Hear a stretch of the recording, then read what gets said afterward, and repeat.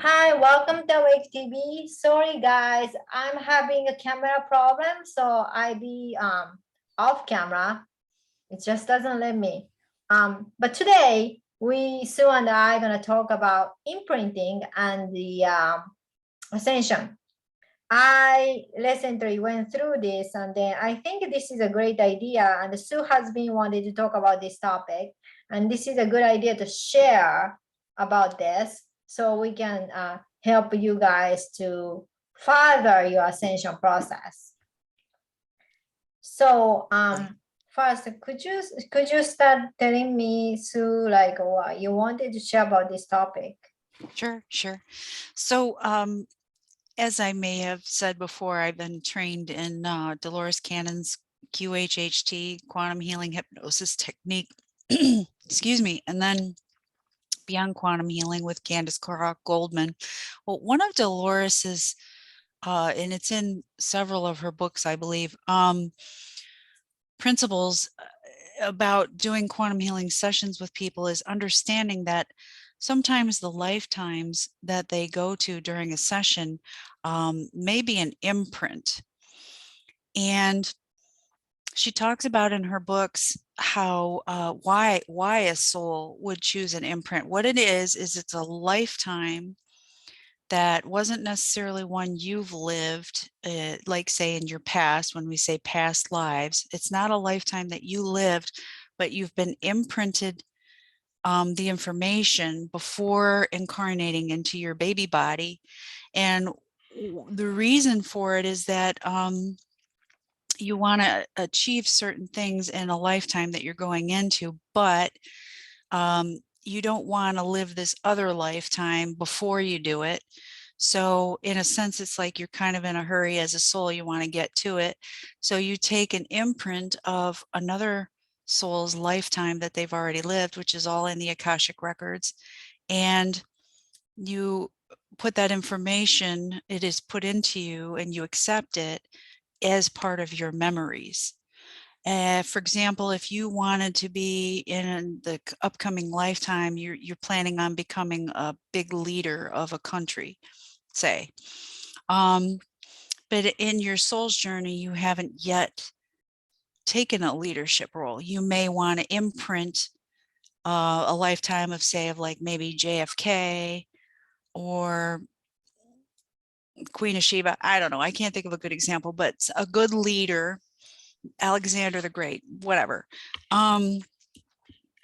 with strong belief in themselves and the ability to articulate their points of view and present information, because, you know, these are leadership qualities.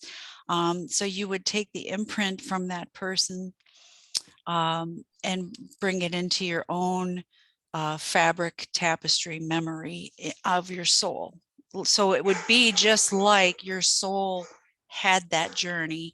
It would be remembered as your own, but it's actually an imprint. And what I wanted to tell you guys about that is several of the sessions that I had for myself in quantum healing, I had sessions done for me, or I do swap sessions with people. I was made aware of 2 lifetimes, well, actually 3, but I won't get into all that. It's a long story. One of them, I was an Irish man who had a mail service type thing during the times in England when it was very dangerous for you to covert with your fellow Irish and pass messages to each other and all of that. If you got caught by the state, you know, the English would imprison you, kill you, draw and quarter you, eviscerate you. Very dangerous, right? So anyway, I went through that lifetime, and I thought that was interesting because it just didn't feel like me. I mean, it was me in the session, but it wasn't me. And then another one, I was this little guy in Texas who ran a tavern. I didn't own it, but I was the bartender, and I could see both sides of the law versus the bad guys. You know, like not all bad guys were bad, and not all lawmen were good. So anyway, in another session, I found out, you know, these were imprinted lives, and it was to help me to see in this in the work that I do, that not all people, or even in my lifetime, not all people that pretend to be for good or for justice are really just. And not all people that are given the moniker of bad guy are bad, right? So that these times that we're in with the conspiracy information that's coming out, the truthers, all of that, it really kind of fits in with that, these times, what's happening now. Yeah. And I could see why I would have imprinted those lives on my soul, so that I could understand it when it came to these times. I don't know if I'm being really clear. I'm stumbling on my words a little bit, but so there's always a reason why a soul would choose to imprint a lifetime onto their memory and into their Akashic record. But in a way, it doesn't surprise me, because if we talk about unity consciousness and we are all one, and all information from every lifetime that's ever had, been, or will be is goes to source, right? It's just information. Then why wouldn't it be available to all of us? What are Yeah. your thoughts on imprinting? Um, Imprinting is a time-saving, a great process because I'm a great believer of saving time. Mm-hmm. Mm-hmm. And I do want to add about imprinting that it's not just we imprint this information before we come here. Sometimes I don't like the word ancestral curse or bloodline curse or karma thing, because we do inherit, especially the emotion is very strong.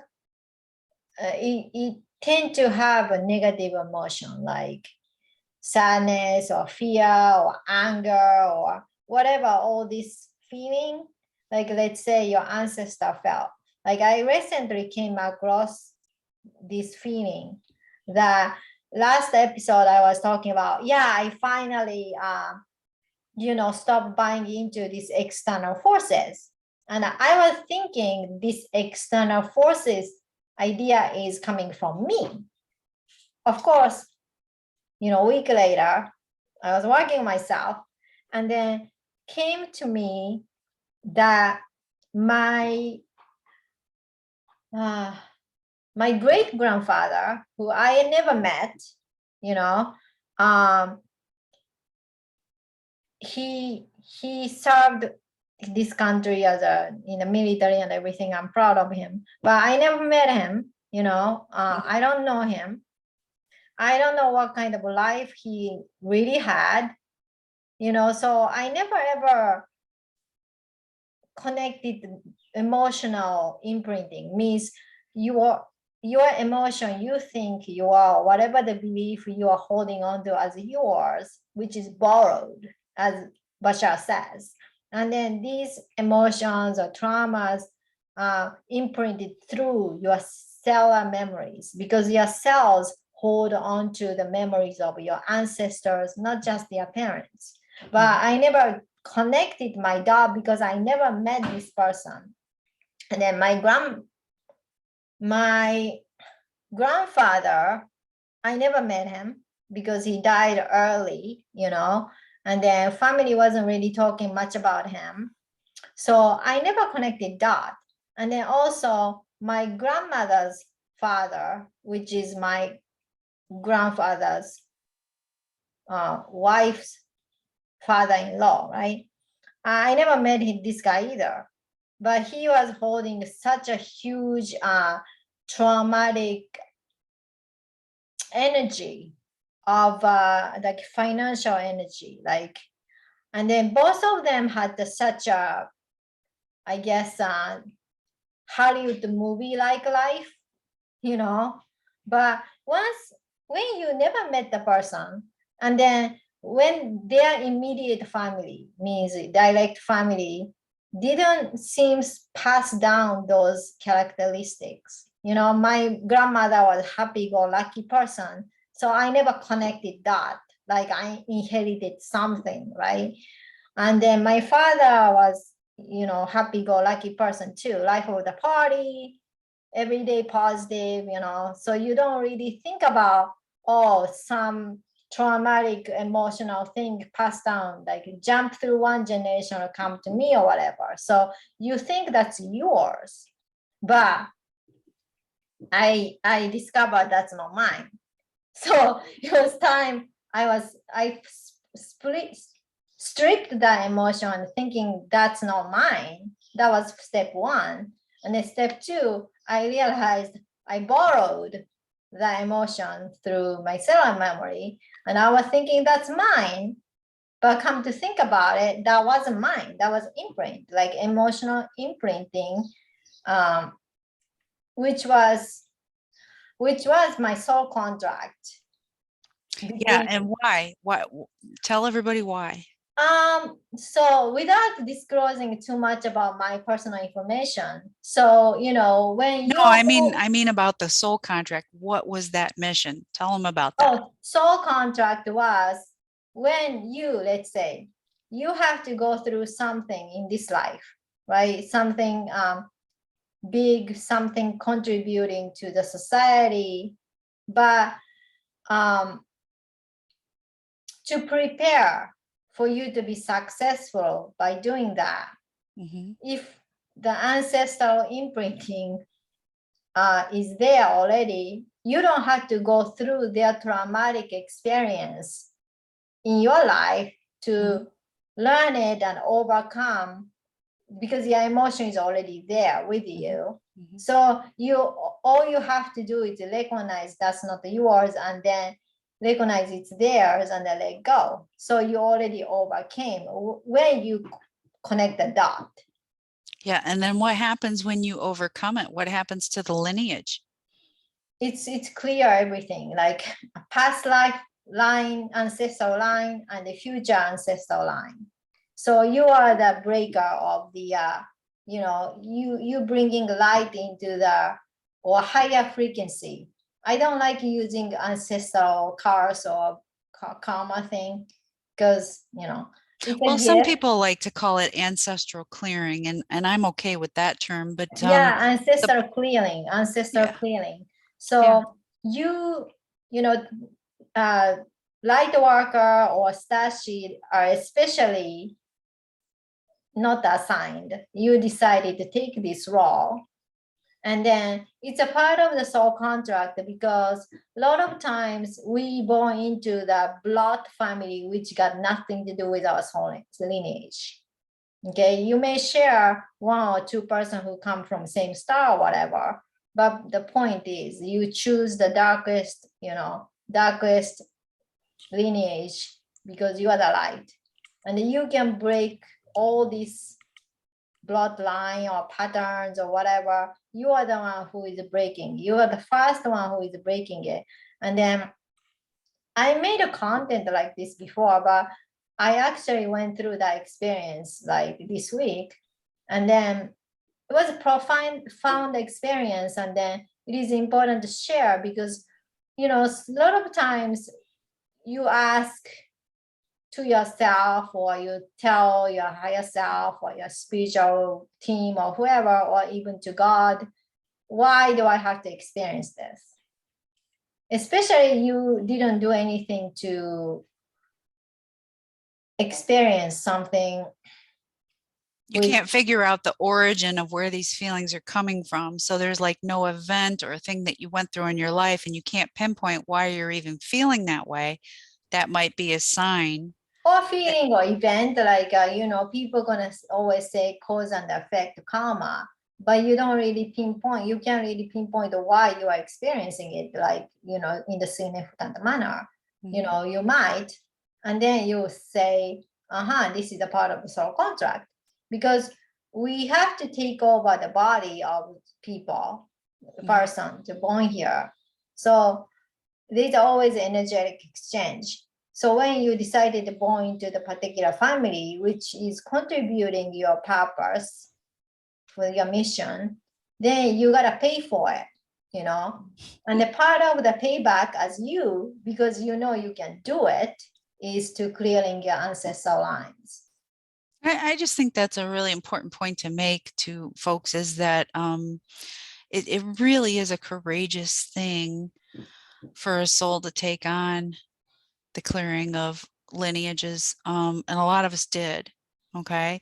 And, so that goes back to our discussions, I don't know, a year or two ago about the victim mentality versus personal power.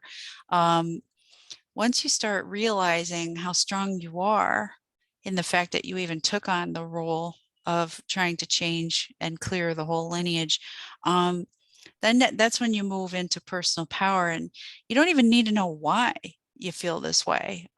It's good to know why, and if you can figure it out, go within and meditate, get a session, quantum healing session, a healing session with Erica, that's fine. I'm not saying don't get help, but I'm saying, if you're resonating with what we're saying and there's something that's always gone on with you and you cannot put a finger on it, you can't figure out where this fear came from, or where um, this behavior of, always feeling like you're going to be sabotaged, or you can't ever have financial prosperity, or you're never going to have a partner in your life that treats you well.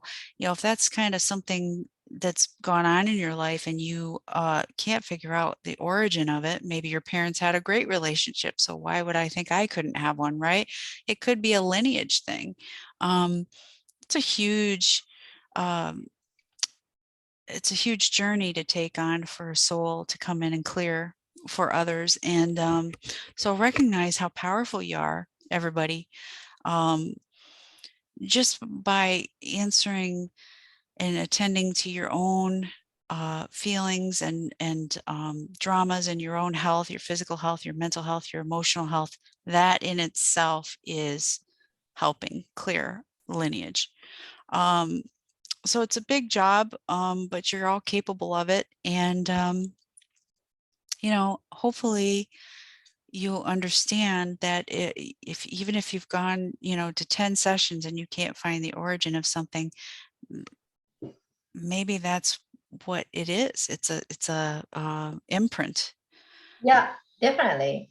Because this outside the external thing, because I was thinking, because stuff happened in the past, with my project and stuff like that, I did have a seems like credible, cause why, but the origin of it, when you come to think about it, this feeling of outside influences, something gonna happen always, right? Where did it come from? I could never pinpoint. Mm-hmm. And that was imprint from person I never met, like ancestors. Yeah. I had heard that we do carry, every time we incarnate, we carry the ancestral line of whatever our genetics are, because that comes in the codes.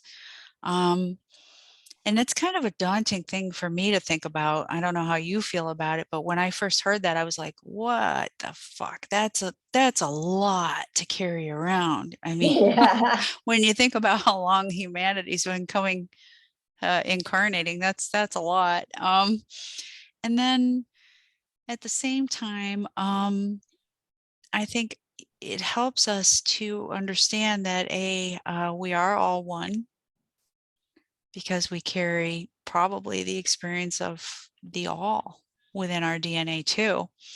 And I think the other purpose of it is it helps us to have compassion for what everybody else is going through. The person that's behaving badly or doing horrendous things, it's hard to have compassion when you look at the behavior. But if you can think about ancestral treatment of people, and especially people from certain areas of the globe who, during certain time periods, some people were slaves, some people were hated just because of their belief system. And, they carry all that around. And, some people don't handle it very well. They behave badly from all that pain, all that trauma that's accumulated all of these years and generations. Generational dysfunction is probably, in my opinion, one of the most difficult things that all societies have to deal with, You know what I'm saying? Generational dysfunction. You know, great grandma treated grandma, you know, like this, and then grandma treated mom and dad like this, and then mom and dad treated me like this. Who breaks the cycle? Well, the one to break the cycle is the one who can recognize that that's how it works and make a different decision. You make a different choice. You say, I'm not going to keep this cycle going. I know that's how they did it. And I know that's how their people before them did it. And I know that's how the other ones did it. But guess what? We're in different times now. We're not in survival mode anymore. I mean, most of us, some of us are in survival mode. I get that. But you can still treat people differently, even though you're struggling. And that's personal choice. That's personal power. Yeah. So, you know, some of you guys ask, like, how do you know the difference? So after you go through all sort of healings and all sort of meditation and everything, just like Sue said, you can think of, and then it's still there, you know, that's probably a good indication you borrowed this belief from someone, you know, in your ancestral lines. And then when you clear it, you kind of like giving them a gift, but they give you the gift because you created these obstacles in your life for you to be successful for whatever the life purpose you're doing. So once you overcome it, it's done. And then once you recognize that is not yours, that is not your authentic part of who you are or core part of who you are done with it. And then once I was done with it, I did thank both of them, you know, my ancestor, great grandfather and great great grandfather. I thanked both of them. I never met them, but I'm pretty sure they heard me, you know, my gratitude, because they are helping me to save my time, so I don't have to go through what they experienced in order to not to get it, but in order to succeed. They did it before me, and then I kind of cheated, you know, time-wise. It's funny when you say cheated, because in the one session I had with my friend in Sweden, we were working on a book together, and so we were doing these sessions, and the topic of imprinting came up. I think I asked the question, and one of his higher selves was working with us that day, and his name is I Am One, because he won't identify as an individual, you know, it's a collective, and which is great. And so he gets kind of cheeky when he talks to us, and he goes, well, I said, so why would one imprint a lifetime before they come into their incarnation? He goes, well, some of you are just in a hurry. he said, you have a lot on your mind, a lot of things you want to accomplish, and you don't want to have to wait. So you hit the easy, he didn't say easy button, but you take the imprints and you get going. It just made me laugh a little remembering about that, because he was just so matter of fact. It's like, well, you're in a hurry. Yeah. And, you know, people are saying with the ascension and the energies that are coming in. And by the way, I don't like the word ascension. I prefer the word remembrance. We're going through remembrance of who we are. So that's just a little snafu with me. But so as we're going through our ascension and remembering, the energies that are coming in to support us and the ones that we're reaching for by raising our vibration is making things go faster. And at least that's how I feel about it. And I talked to some other people, and it kind of feels like things are happening quicker now. It seems like, you know, like in the 70s when I was a kid, a year took forever. It just took forever. And you know, for any real change to happen politically or socially or anything, it just was like molasses, right? Not anymore. We're seeing changes quite rapidly. And so it makes even more sense that souls would choose imprinting, whether it be, like you said, you know, a genetic physical or emotional thing that we were imprinting or carried the imprint of, or imprinting a complete life into our soul record. It makes sense why we would do that, because the energies are speeding up. You know, there's no time to waste. And not that there is time, but you know what I'm saying. We're on missions here. We're not here to spend maybe 4 more lifetimes to get from point A to point B. We want to get Yeah. from point A to point B, and we're ready to get going on it. We came here with missions. So you light workers out there, realize once you stop taking your family dramas and your traumas and all these, and I'm not making light of them, but I'm saying understand that this is part of your training program to remember who you are and go, I can do anything. I'm ultimately powerful. I can overcome anything. Nothing is standing in my way. If I have this goal that I want for myself, and I go ahead and I just proceed and do it anyway, even though I might be afraid, or even though everybody in my family tells me I'm going to fail, or everybody tells me I'm foolish because why am I doing this? Or what makes you think you're good enough to do this? You know, those kind of things. If you just press forward anyway, like Erica said, once you press forward and you get past it, it's not going to plague you anymore. You've done what you came here to do. You've overcome it, and that helps your whole lineage. Yeah.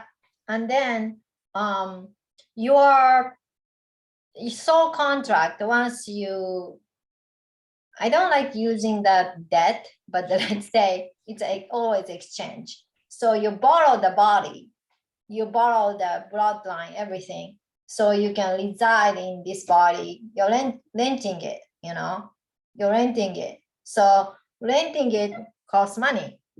So we can't really pay for it, but you paid energetically. So once you clear your bloodline and become your authentic self, you can always be your authentic self, even with having that body after you done it. And then just because you come from a particular bloodline or family or whatever, don't ever think you are one of them. You know, most of the time when you're a light worker or starseed, you may find one or two members, they might be coming from your soul family, but a lot of times, you know, you feel like a black sheep of the family. And there's a reason why. Because if you go into your fellow starseed of 6 of them, you're not going to accomplish anything. yeah, in the future generations, it will happen because, you know, our future generation of kids are most likely born from the star family parents or light worker parents or stuff like that. But we're talking about present time who are already adults. The You know, shift is, and and I keep hearing, you know, through channels and my own guides, you know, this is like never happened before on Earth. The Earth has been destroyed and recreated a number of times because mankind just kept fucking it up. But you know, we've had reboots. But this has never happened before on Earth, where this kind of transformation and is happening for the whole world, for everybody. And so we're here. It's very special, very special. There were probably souls that you know, didn't get in on this shtick and they're out in space watching on the sideline, which is, I'm sure, cool and fun for them, but we get to be here. And some people are like, oh, no thanks, you know. I don't know why I signed up for this, but truly it is an opportunity that is unlike so many other opportunities out there in all the different universes that a soul could have an experience. And truly, this earth is very beautiful. There's, you know, if you look around and you search for the good stuff, hunt the good stuff, because as difficult as it is sometimes, there's so much beauty here, and there's so many beautiful people here too. And I think we lose sight of that sometimes. We lose sight. It's good for us to collaborate. It's good for us to talk with each other and share stories, because we're in this together. But realize there, you know, even the people that aren't here on the mission, there's some really beautiful souls here too. You know, hunt the good ones. yeah, definitely. And you know, like even those of you who wants to go home and, don't like here, once you experience it, you never, you'll never experience same thing again. It's always your decision. What do you want to do after this life? Mhm. So no one is forcing you to do, oh, you gotta live this life or even born to earth or anything. But while we are here, enjoy it. I'm not saying enjoy the suffering, right? Even that, it's up to your choice. You can always done with it. I got to tell you though, I don't enjoy suffering, neither does anybody, I don't think, but I am Mhm. grateful for the times that I have suffered because it's kind of like when you're trying to take iron and turn it into steel. It has to go through the fire, has to go through the forge, and it has to be hammered on, to be made into the certain whatever you're trying to make out of it. And but once that steel has been forged and it's been cooled down, excuse me, it's so very, very strong and powerful and useful. And so I don't enjoy the difficult times. I've just been through one myself. 2 weeks ago it started, and then I've been working through it. Um, and I had some really great realizations through the pain. I'm still grateful for it because I keep getting stronger and stronger. Well, remembering my strength, remembering that it's personal power, and I am creating this reality. And when other people watch your strength, it strengthens them too. It gives them courage. Yeah, So like you go through it, then other people say, I can do it too. yeah, yeah, that's what I'm getting at. You don't even know that certain people might be watching you. Um, but they are.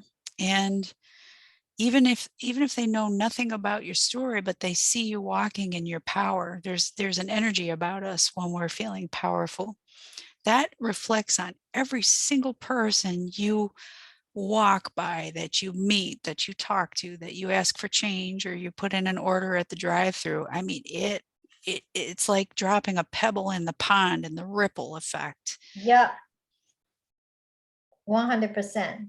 Yeah. So, even like difficulty and the hardship and the suffering, it does have a meaning, right? Yeah. It's like 3D, 4D thing. And then when we're the front runner, once we shift, we will not experience the same thing. Right. So it's not going to continue forever, especially you decided to strip off everything which is not who you are, because we are ultimately abundant and we are ultimately love. We are ultimately connected with prime creator, and we have army of angels and army of guide and star families around us. We are never alone. So it's just any experience is never going to be forever. It's like always beginning to end. And then one of the key factor to end it is you have to make a decision to end this experience. I'm not saying so you can change it, right? Once you set the intention, okay, I'm sick of this experience, whatever the experience you're having, and then you set the intention, I'm done with it.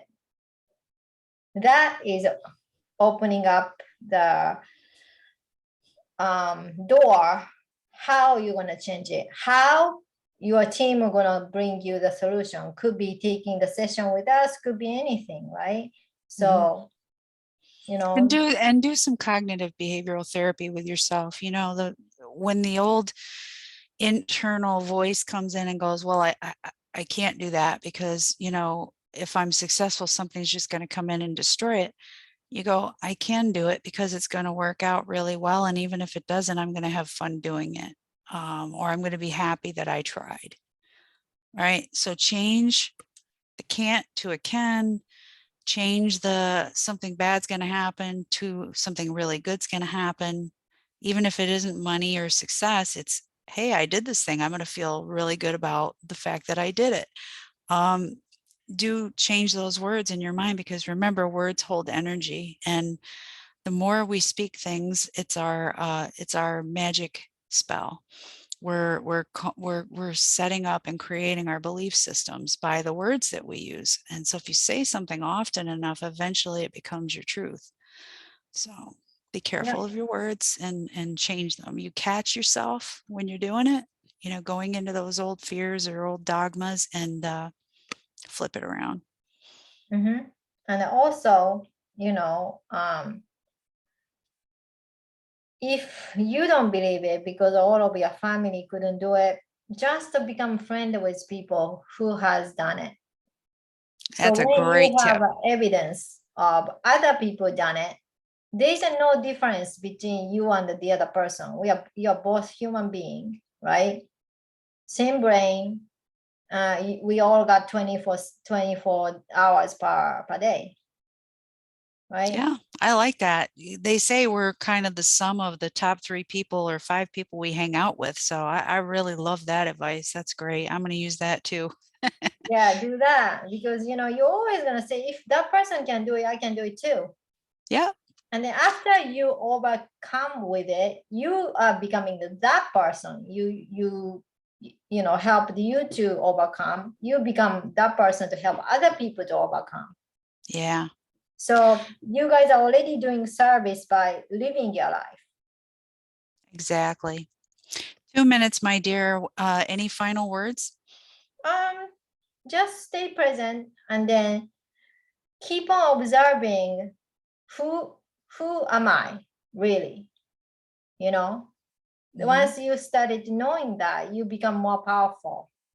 More you become who you are, more powerful you will be, because a Yeah. lot of stuff is borrowed and you think that was yours and never being yours to begin with. And I Yeah. completely wholeheartedly agree with Bashar, who said that, because I've been through that. Yep. Me too. Agreed. Good stuff. Alrighty, so Sue and I gonna not experience the bring more interesting topic next week, and then I see you guys on camera definitely next time. So thank you so much for watching. Please share, like, subscribe. We see you guys next time. Bye. Bye.